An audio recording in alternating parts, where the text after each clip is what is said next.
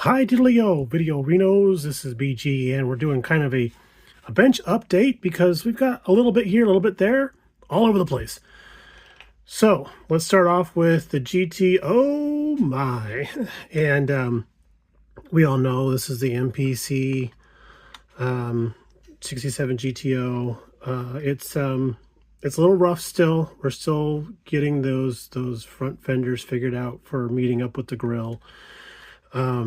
We've got the windows installed with just some double stick tape to try and get them in place. Some advice that was given to me by both Blue Ox and Chuck from Chuck's Hobby Spot was to actually slice the windows off the tree.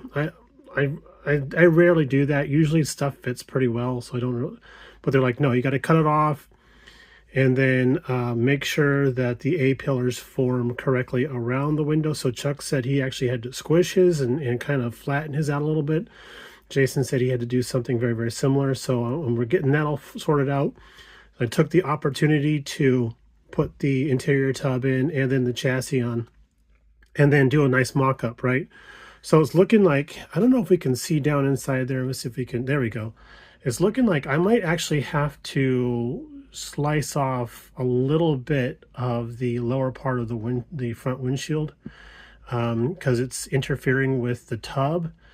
And now you can see on the back side here, there's a bit of a relief that goes all the way along there. I don't know if that's supposed to be sitting that low or not. It just doesn't feel right. And then according to the other mock-ups that we've done, it does cause the body to sit too high. So a little annoyed by that. We've been working on our firewall. We've got some stuff sliced off from that and some chunks of styrene glued in there so we can smooth that all out. And then I'll probably be opening up the chassis even more through here. We already opened up the chassis a lot in the front and then did a lot of filing and sanding on the front here to smooth that out so we could put in our core support cover. And then we have an Iceman radiator that's going to go right in there. And you can see the notch we have cut out in the core support cover for the top of the radiator. We also reached out to Iceman and got a Pontiac engine, but there's a little bit of an issue. This is a little too tall, so we're gonna have to figure out how to get around that because I want it to be under the hood. I don't want it poking through, not on this guy. And then we also are using the Krager wheels from Iceman, and what we did was we sliced off the back of the wheel hub. These are the front wheel hubs. Haven't sliced these off yet, but for the rear, we sliced off that receiver piece there, super glued them onto the actual Iceman backings, and that looks like it's going to be the perfect deal for accepting the metal axle in there. And in the front, we put the mounting pin on the actual hub. And then what we plan to do is slice this guy off of the backing here and use that as the spacer so that we know how that's all going to match up and stuff. But let's see if I can manipulate this. There we go. It's going to look good. I like that. I like that ride height right there. That's nice. It's going to be worth it. So liking that. Interior wise, we're just going to use the kit seats. Going to clean those up a little bit, try and do some fill around the seat, the headrests there, so they fit a little better on the actual seat backs. That's a little wonky. And then we did strip the chrome off of our center console. I didn't like that how it looked. It was like a little bit wavy or something. I didn't like that. And then on our front and rear bumpers, we did go and use a micro chisel and slice off the 1967 license plates that were on there because, oh my, those were very proud. So we got that, and then we have a whole handful of little things like MCV steering wheel that we want to use, and then these are also MCV as well, these little cherry bombs, glass pack style things. And then this is VCG resins, his master cylinder that they just came out with. We got this just recently, and I really like how that looks. I think it's a Willwood if I remember correctly. But yeah, I really like how that looks, and that's going to look great on that firewall, which is why we sliced off a lot of junk on there. And that's basically where we're at with the GTO, as it's now on screen, with our small scale group build that we're still struggling with.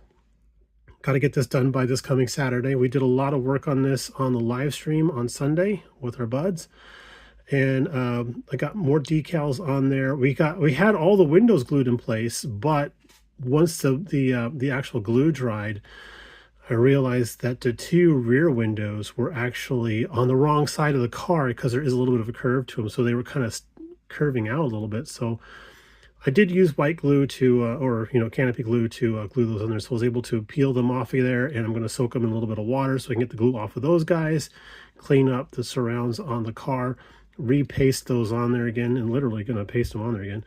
But this isn't looking so bad. We got one light in the center glued in place.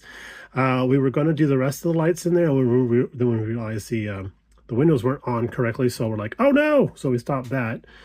And we also have a second small scale car that we're trying to get done by Saturday. This guy is going to be a decal monster.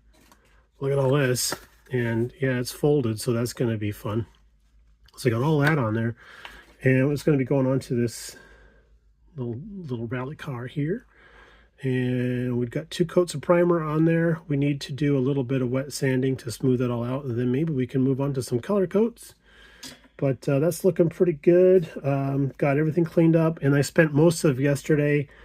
This guy here also has vacuum form windows that go in there, so I spent most of yesterday actually having to sand down the body, because the vacuum form is like a blister thing that goes in from the inside, right? So you can't really change the shape of that. But the actual car body, you have to sand and modify a little bit, carve out a little bit here and there so that window does fit in there correctly. And the bugger of this one is the front windshield and the side lights are bubbles that go in from the inside, and then the back one is actually goes in from the outside. So it's like, oh, okay, yay. So it's actually been quite the learning experience working with vacuum form plastic. I've never really, until we did the Mini Cooper, that's basically we had going on there. But hopefully this video isn't going too long. We're going to rotate up here and going to show off something that we got in the mail just the other day. And we got another BG appreciation build by Dirt Road Cinderella. She did a beautiful job on this Corvette. This is actually a kit that we sent her as a thank you for something she did for us, and then she built it as the appreciation build and sent it back to us. How cool is that? So I love the Krager wheels on there. That's a good choice for the wheels. And then it's got the VCG Resins 409 in there. I'm going to be very gentle about this, trying to... There we go. That wedged in there really, really nicely. That looks like it's meant to be in there. So that's really awesome. And we just want to give a shout out. Oh, and there's a little bottle of apple pie moonshine tucked in the door there. That's awesome. So yeah, thank you very much, Tiffany, for the awesome tribute build.